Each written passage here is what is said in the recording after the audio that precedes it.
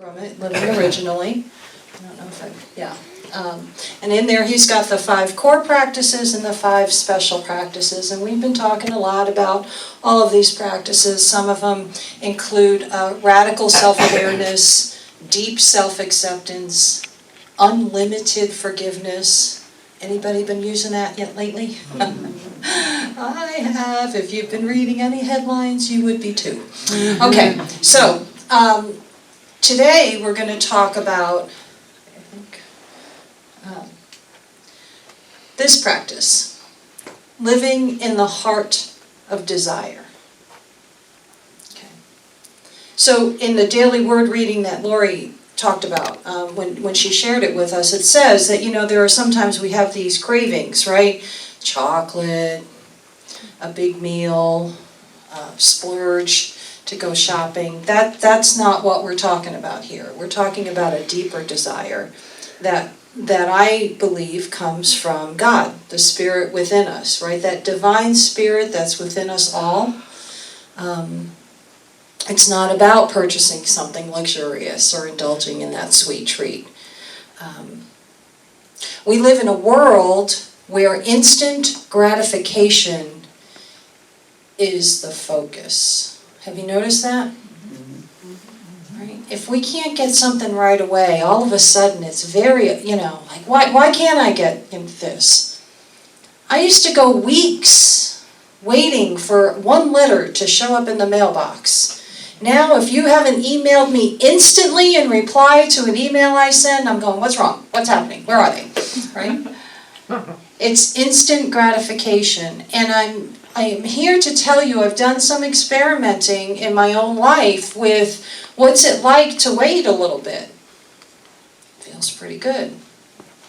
My ultimate example for you is the fact that I'm enrolled in this 5-year program, which feels like it's been forever, and in 3 weeks, at the end of the 3rd week, I will be done with my 3rd complete year of the program, which is exciting. However, there are days when I'm focused on 2 more years, rather than 3 years down, 2 to go. Because that last year is going to be a little different. That last year is going to be a little less classes and a little more hands-on experience, which I'm already getting here thanks to you. So, but yeah, that's the thing. That's the experiment of, it's not about instant gratification. I'm already thinking about 2 years from now, well, what am I going to do with all this free time when I don't have classes, I don't have homework? What am I going to do? Oh, I know, I'll write a book. So that's already going in my mind. I'd like an express copy, please. Yes. You'll be full-time by then. I'll be full-time by then, yeah. I'll have plenty of time to sit and add material to the book, right? You guys are a riot. Oh, man. All right. So, this is the scripture from that daily word. I need these notes. Excuse me 1 second here. The scripture, before they call, I will answer. While they are yet speaking, I will hear. So that's referring to this idea that God, Spirit, Source, already knows what's on our hearts. And that our prayers are already answered before we ask, but we have to go through the asking part. Right? But before they call, I will answer, and while they are yet speaking, I will hear. So think about this for just a moment, and don't think about like one luxurious purchase. Go deeper. What is my deepest heart's desire? And what if you got it? What if it manifested itself right in front of your very eyes? What then? It's manifested for me. You've seen me here. I set my sights on UCM in 2017. I said, that's the church that I'm going to. They don't know it yet, but I'm coming. And they're going to use me in some way. Right? So that's what I did. That's what I did. I set my sight, and it just happened. It was almost like God heard me. And he said, okay. We don't believe that. I don't believe that God is a he in the sky and all of a sudden blessing. right? But it feels that way sometimes, I'm gonna be honest with you. But here's the thing, this can happen for all of us. What is our heart's deepest desire? Emily Cady, in the book of Lessons in Truth, talks about this desire is actually God tapping on the door of your heart. So have you ever had a dream? Have you ever had like, okay, I want to have my own metaphysical bookstore. I wanna open up a center, a health center, or someplace where all of these healing professionals can come and be. Anything like that that's been on your heart where it really just keeps driving you and driving you. Have you ever had that? Ever? Oh, yeah. Oh, yeah. Okay? Yeah, angel's So answer. so that's what we're talking about here, is that's what we call living in the heart of desire. And I think that it starts with us just simply meditating and breathing into our heart space, getting centered in the heart, and see what comes up. See what comes up.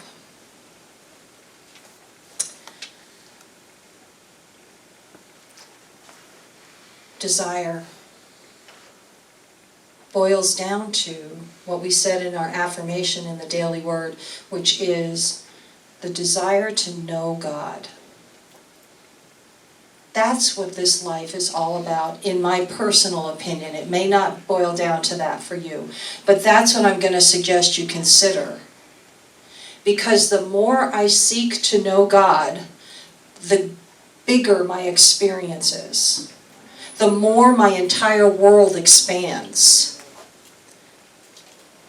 But I'm not focusing on, okay, I have to make my world expand now. I have to get this by such and such a date. I have to do this now. It's not about that, right? The more I focus on getting to know God, and how do I do that? Meditation. Ask. Prayer, that prayer meditation goes together, right? I go into prayer and contemplation, and then I get silent and I listen. Compassion and patience are important. Yes, compassion and patience. Don't pray for patience. Boy, you'll get more circumstances to be patient in. Be careful with that one. No. I think I've told you the story. I had a really good friend of mine who prayed for patience, and her 3 grandchildren were dropped off at her doorstep by her daughter, and she ended up having to take over custody of those kids. Wow. And she said, Kathleen, don't ever pray for patience. I mean, they were 6, 7, and 9 years old, and all 3 with behavioral issues and things like that, because they were raised in a chaotic home, and she could provide a better one. But when you come from chaos, trying to go into order is very difficult. So don't pray for it. But yes, patience, if it shows up, is wonderful. Invoking them is good. Invoking it. There you go. The desire to know God. When I go into a peaceful time, when I go into meditation, right, I want to sit there and I want to experience the presence of God. Have you ever felt that? Now, sometimes it's not always in the silence. Sometimes we experience the presence of God when we are out in that real world out there, and we encounter a situation, and we get to show up as source, as love, as peace, as joy. And when we show up that way, you get that chill that goes up your spine, right? You get the God bumps, they call them. And you just know, that is an experience of God. Experiencing the presence of God. That's what we're seeking to do. And if we do that, that will be an example of answering before we even call, and God hearing before we even speak. Sounds pretty good to me. Okay, let's do.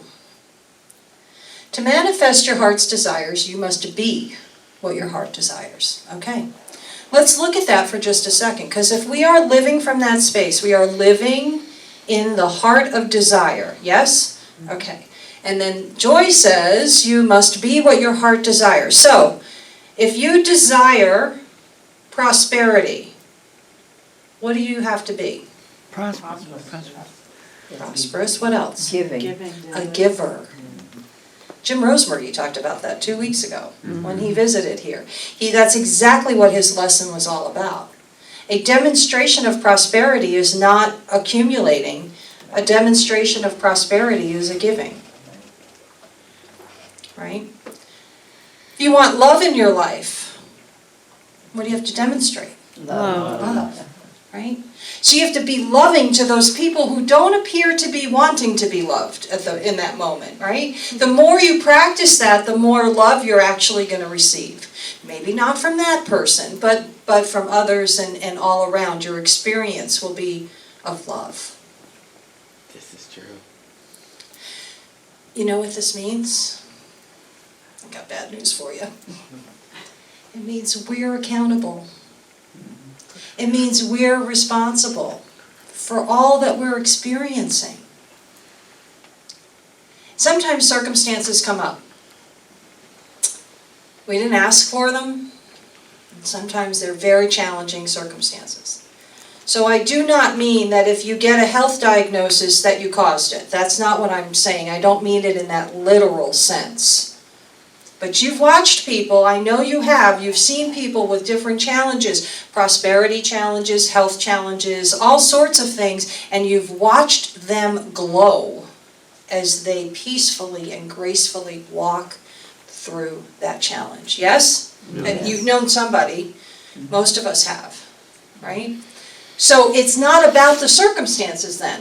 If that's the case, then it's not about the details and what's happening outside of us. It's about the details of what is happening within us. Right. And it falls back to, am I acknowledging that the divine presence, the Christ presence is already within me, and I call that forth. Because as soon as I call that forth, everything else just kind of melts away. Everything else kind of melts away, and then I am ready to go and deal with whatever it is that I'm dealing with. But I come at it from that sense of oneness with the one presence and one power in the universe. If I'm not approaching my day with that idea, with that consciousness, then if somebody cuts me off on the road, you're not going to see such pretty things from me. Right? But if I'm coming at it from that consciousness, I'm going to let them go. Oh, you go ahead. You need to go. I might even let a second car in. People get mad at you up here when they do that. Yeah. I tried that once, so I won't do it again. It's not good. Okay. They're not ready for my kind of generosity yet, I guess. Maybe that's what it is, right? We're working on it. We're working on it. Okay. Gosh, if you walk out of here with nothing else today, I want you to walk out of here with that idea that your desire is to know God would be the best approach to anything. My desire to know God. And in knowing God, that means that I experience the presence in different circumstances. I want to see God in everything I do. I see the face of God in every single one of you. Right? And I see it in the people that I encounter out in the real world too. Not that this isn't the real world, but the cashier, the grocery store department manager, my boss, any of those things. My boss's wife just had a baby, and the baby came to visit us on Friday. It was Wednesday. He was off on Thursday and Friday. And what a joy. What a joy to just see this little one. And he did not make a peep the entire hour and a half that he was there. He was the quietest baby ever. And the two parents, all they kept saying over and over again, "He's never this quiet." But he was very curious. He wasn't scared, he wasn't upset, but he just was very observant, and he was just kind of looking all around and all of that stuff. So, but when I look at that baby, I see the presence of God. So now here's the challenge. The people in your life, when you look at them, do you see the face of God? Are there a couple of people in your life that maybe you don't always see the face of God? I have a couple of family members that I love dearly, but I'm not always seeing it. I know it's there. I do know it's there. I know we're connected. And I remember that. But it's not always obvious at first. And that's on me too. I'm accountable. I am responsible to look for it. But it's there. I have a quick story to tell you. I went to, this was a few years back, I went out to lunch with a friend of mine that I hadn't seen in a long time. And we had a falling out because they just didn't agree with the direction my life was taking. I had found Unity, but I had not even started licensed Unity teacher classes yet, so I hadn't gotten to that point. But we finally got together, and I think we were 5 minutes into the lunch when they started telling me all the things I was doing wrong again with my life. And I had driven quite a ways to go meet them, and I was pretty annoyed. And they had this one point of contention with me, and it doesn't matter what the details are. Let's just say that they were not pleased with my choices and my outlook on this particular situation. And they were telling me all the reasons why I was wrong. And so I was getting ready to leave. We hadn't even ordered appetizers yet. Like, I was starving, but I wasn't even going to stay, and I was getting ready to leave. And I remembered my Unity teachings. I'd been in Unity for a couple of years at that point, and I remember Jim teaching us about, one presence, one power, divinity in all, one power, one presence. I keep hearing this over and over again in my head, and I look at this person and I look in their eyes, and this person went from a 57-year-old male yelling at me to an 8-year-old little boy. And as soon as I saw that, I can translate it now for you and say I saw the face of God in that moment. I didn't know that's what was going on at the time, but I saw this 8-year-old little boy who was scared beyond anything about certain circumstances. He had a family member that was doing some things similar to what I was doing, and he had just decided that it was the worst thing in the world, and I needed to listen to him, and blah, blah, blah. So he was coming from a place of concern. He was coming from a place of love. It was being expressed as anger. And so in that moment, I saw the 8-year-old instead of the 57-year-old, and I just breathed out and I listened to the rest of what he had to say, and I didn't try to interrupt, which is unusual for me. And I sat there and I just let him finish. And I looked at him and I said, I hear what you're saying. Now, I will be honest with you, there are certain phrases in life that you can use to diffuse a situation. Yeah. One of them is, maybe you're right. Now, in the back of your mind, you're thinking, there is no way that this person is right. But you can use that as a diffuser for the situation that you're in, right? Because it takes some of the energy out of the conflict. In this particular set of circumstances, there was absolutely no way that I could tell him that maybe he was right, because he was so far off in left field, and I'm not even kidding. If I told you what it was, you would agree with me too. So it didn't matter. I needed to say something, and I said to him, I hear what you're saying. That was completely true. I heard every single word that he said. Well, do you know that he turned to me with love in his eyes, and he said, that's all I've ever wanted.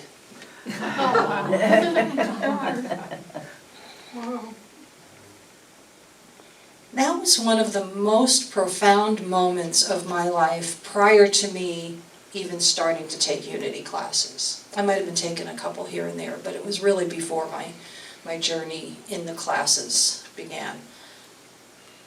Blew me away. We had a 2-hour lunch. We visited, it was great. I haven't heard from him since, it's been years. I said, stay in touch. He said, yes, I will. I don't know where he's gone to. And that's okay. You know, it's okay, because that moment is etched in my brain forever. If you can take a look at one of those people in your life where you're struggling for whatever reason, and look at them and see from the adult to the child. When we do that blessing, when we do the blessing for, let me just turn this, for the children, thank you. When we do the blessing for the children, do you know that we're blessing ourselves? Yes. Okay, there is a picture on Facebook, and it's two adults sitting back to back, facing away from each other. They're angry with each other, their arms are folded, and they're back to back. But the way the image is drawn is there is a little child in a cage inside of them, and those two children inside of them are facing each other, trying to reach each other through the cage. Yeah. Couldn't find it, or I would have brought it with me. It's very powerful. We have that child within us. Yes, we do. And that's who we're blessing every week, including the children that we know, the Grasso family and others. We're blessing people like my child who's going through health issues right now.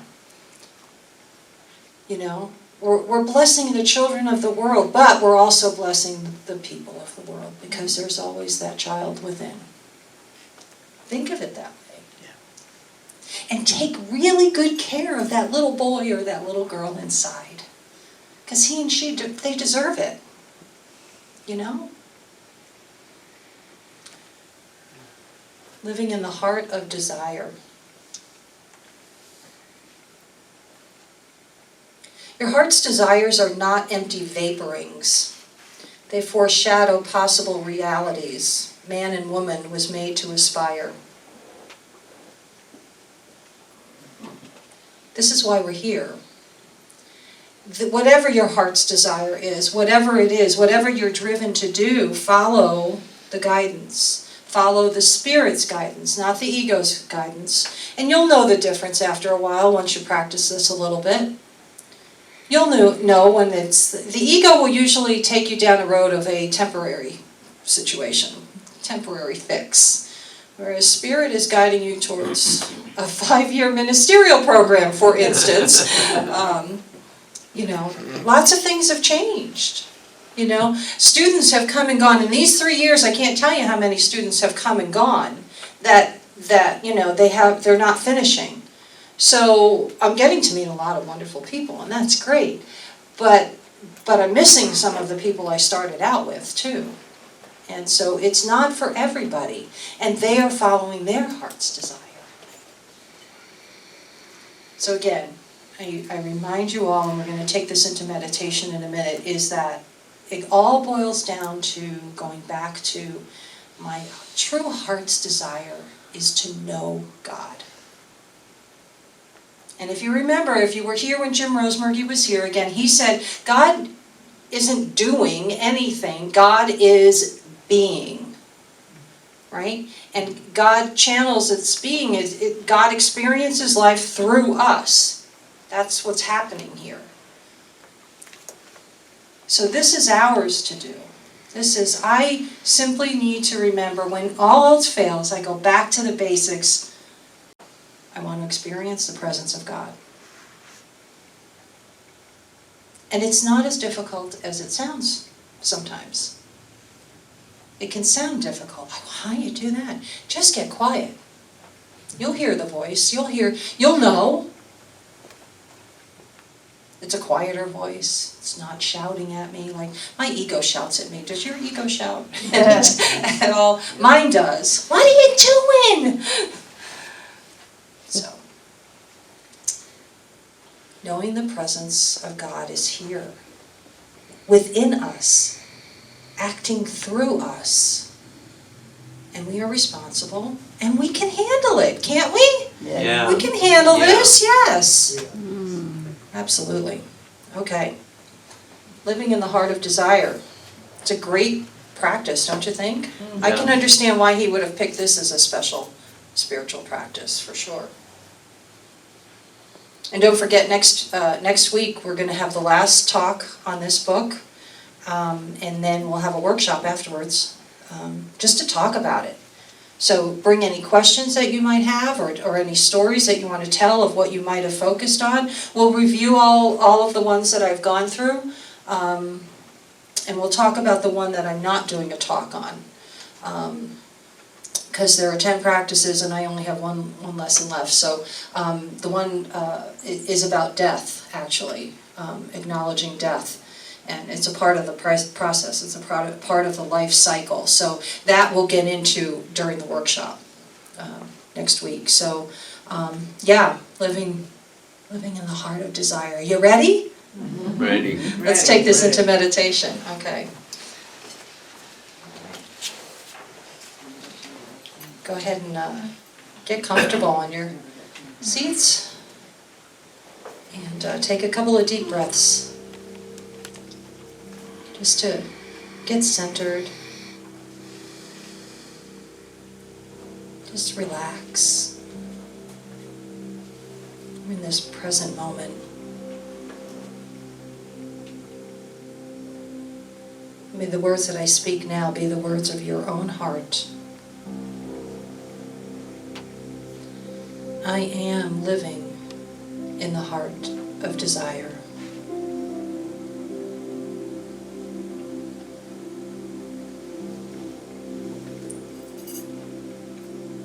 I release the need to seek instant gratification.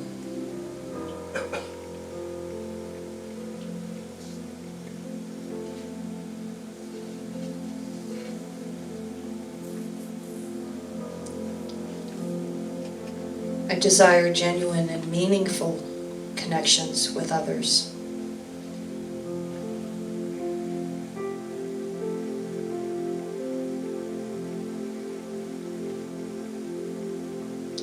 I desire that which is needed for my soul's fulfillment.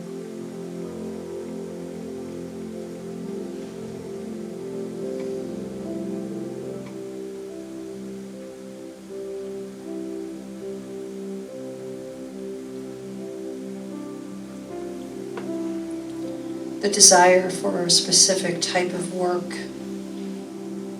is in my heart.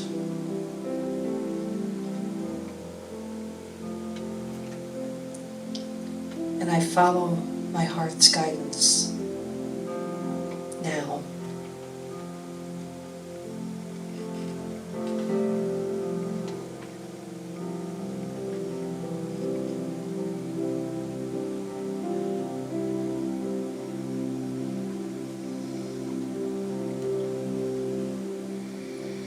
Today I choose to be what my heart desires.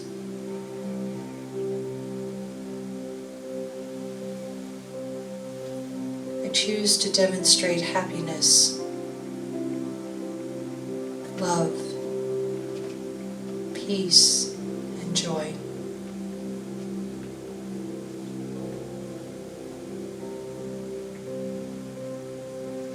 My desire, my heart's desire is to know God.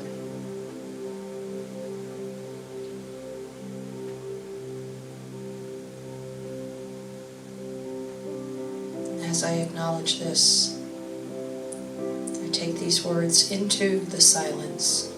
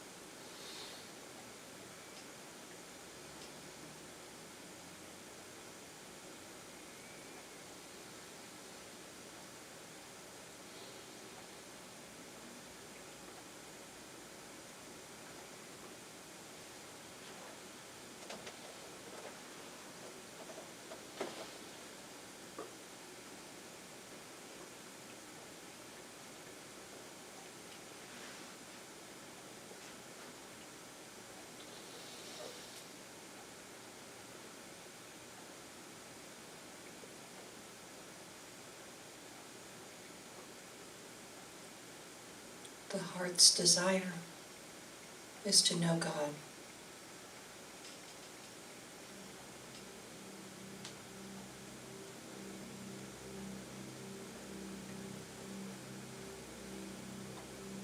We are all connected through this heart.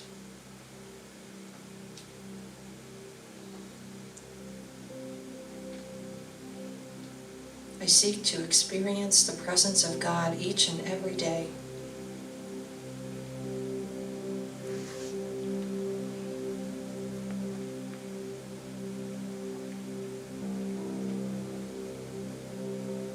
I commit to this spiritual practice,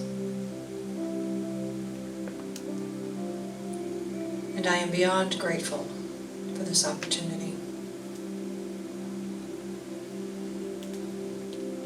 And so it is. Amen. Before you open your eyes, take a couple of deep breaths to just bring yourself back to this place and time. And when you're ready, you may open your eyes.